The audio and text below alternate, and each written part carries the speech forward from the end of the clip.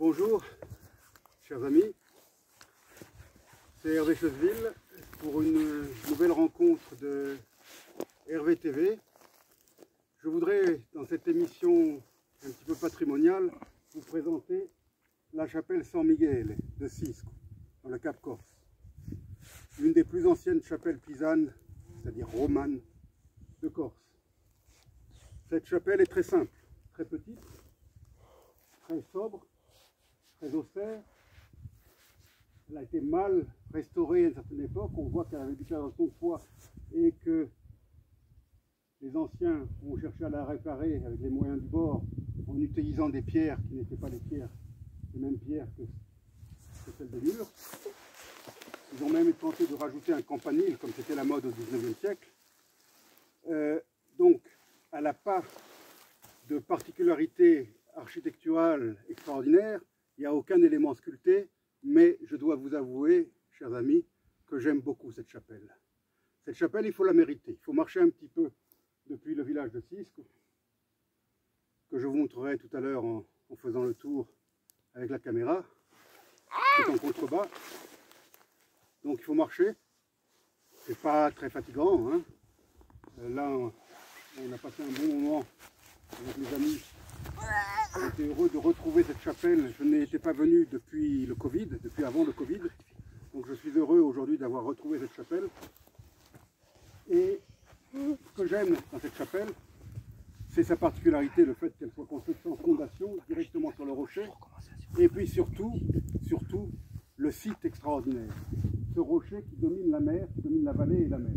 Alors maintenant, je vais vous faire admirer un petit peu cette chapelle en faisant le tour.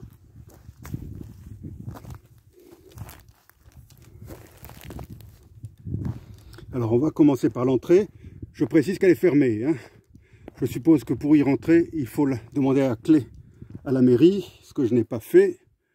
Mais c'est pas bien grave, je dirais, parce que ce genre de chapelles, généralement, sont surtout intéressantes à l'extérieur. Sauf celles qui ont la chance d'avoir des fresques encore. Mais ce n'est pas le cas de Saint-Michel. Donc voilà le porche, le portail. Vous pouvez voir les énormes pierres qui ont servi à son édification. Et alors, en contrebas, vous apercevez l'église paroissiale de Cisco, qui est beaucoup plus récente, bien sûr. Elle doit dater du 16e, 17e, je suppose. Et le clocher date du 19e, comme beaucoup de clochers. Donc cette chapelle est dédiée à l'archange Saint-Michel, San Miguel en Corse. Alors voilà, on commence à voir la vue extraordinaire sur la mer Tyrrhénienne. On aperçoit là un car-ferry qui est en train de passer au large. C'est pas un car-ferry qui dessert la Corse, ça, c'est un car-ferry qui doit relier la Sardaigne à Gênes ou à Livourne. Et qui passe donc devant Bastia et devant le Cap Corse. Voilà la porte latérale. Et alors là, c'est assez impressionnant parce qu'on est vraiment sur un passage étroit qui borde le précipice. Voilà. Nous voilà au bord. Et voici donc la vue extraordinaire. Alors Cisco, comme beaucoup de villages corses, et surtout comme beaucoup de villages du Cap Corse, est un village composé d'une multitude de hameaux. D'ici j'en compte 1, 2, 3, 4, 5, 6, 7, 8, 9, 10. 11 peut-être, il y en a un derrière là-bas. Le hameau principal, ou Boju, se trouve autour de l'église là-bas. Alors juste en face de nous, à l'horizon, mais c'est un peu brumeux aujourd'hui, mais on la voit quand même, c'est l'île d'Elbe. L'île d'Elbe, qui est relativement proche de la Corse, une quarantaine de kilomètres. On ne voit pas l'île de Capraia parce qu'il y a cette montagne là, au premier plan qui empêche qu'on la voie, mais l'île de Capraia est encore plus proche. Je vous montre à nouveau l'église de Sisco. Voilà, dans un petit creux de verdure. Alors ici, je voudrais, sans tomber dans le gouffre, vous montrer l'abside, parce que dans les églises pisanes, le plus intéressant, c'est souvent l'abside. Voilà, alors je ne peux pas me reculer, j'ai pas beaucoup de recul, parce que sinon je tombe. Voilà l'abside de San Miguel de Sisco. Vous voyez, c'est directement construit sur le rocher. Allez, on va continuer le tour.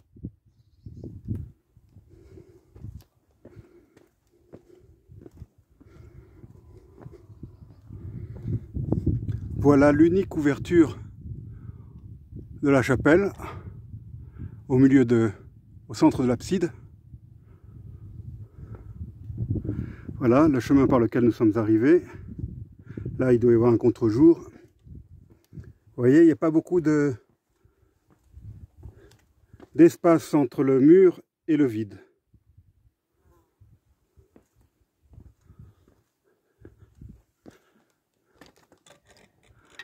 Une petite ouverture.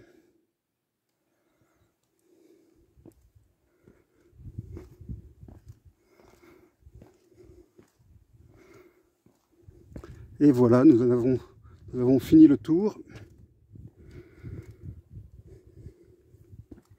Je fais attention où je mets les pieds. Voilà, voilà. Alors, je vous présente Gérard.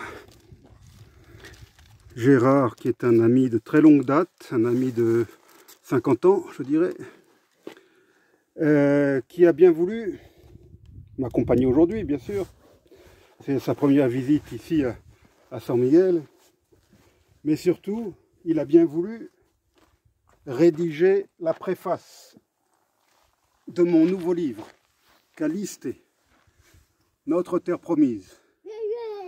J'ai choisi ce titre un peu par rapport à lui et par rapport à moi. Parce que nous sommes issus de la diaspora, nous nous sommes connus en Normandie quand nous étions adolescents. Et pour nous, la Corse, c'était notre terre promise. C'est ça. On en rêvait. C'est ça, on en rêvait.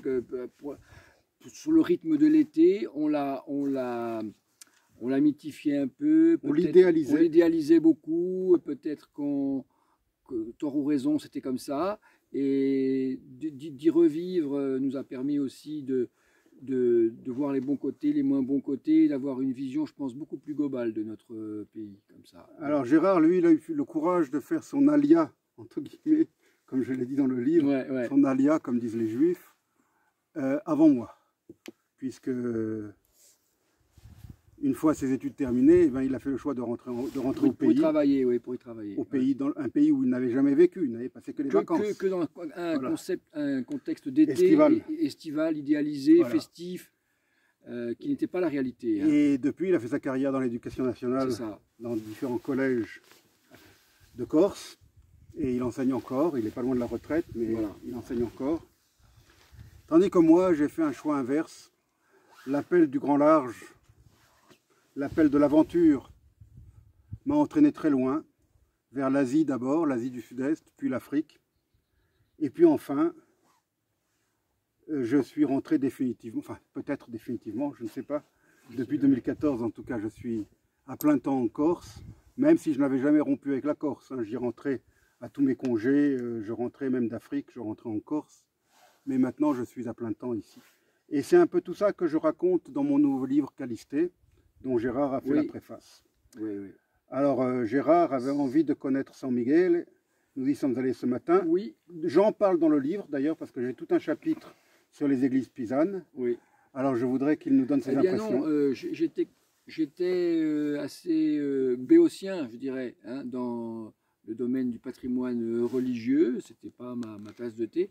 Et je suis ravi avec Hervé d'avoir ce regard pour pouvoir l'apprécier et le découvrir. Et j'avoue que les chapelles pisanes, c'est-à-dire c'est le moment, je pense, où la Corse était un moment voilà, où la Corse était rurale, où elle a construit l'espace villageois qui s'est construit avec l'espace religieux.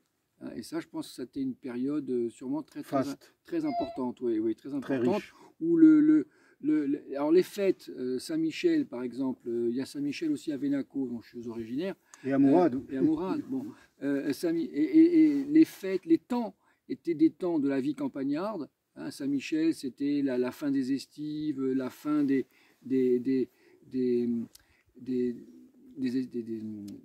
pour les troupeaux, on les redescendait, etc. On finissait la transhumance, il y avait des foires, etc.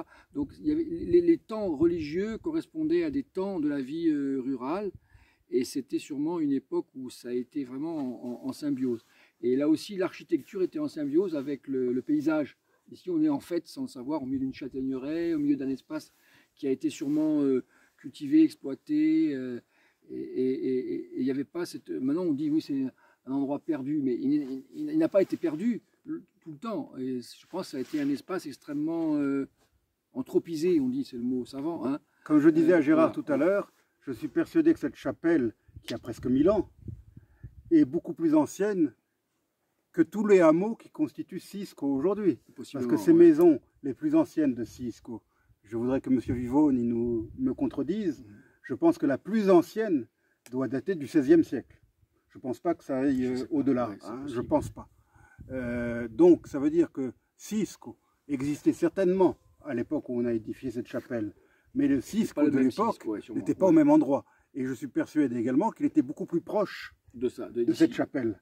Parce qu'à l'époque, les villages étaient plus hauts que les villages d'aujourd'hui, du fait de la crainte des invasions et des razzias arabes et ensuite ottomanes en Corse.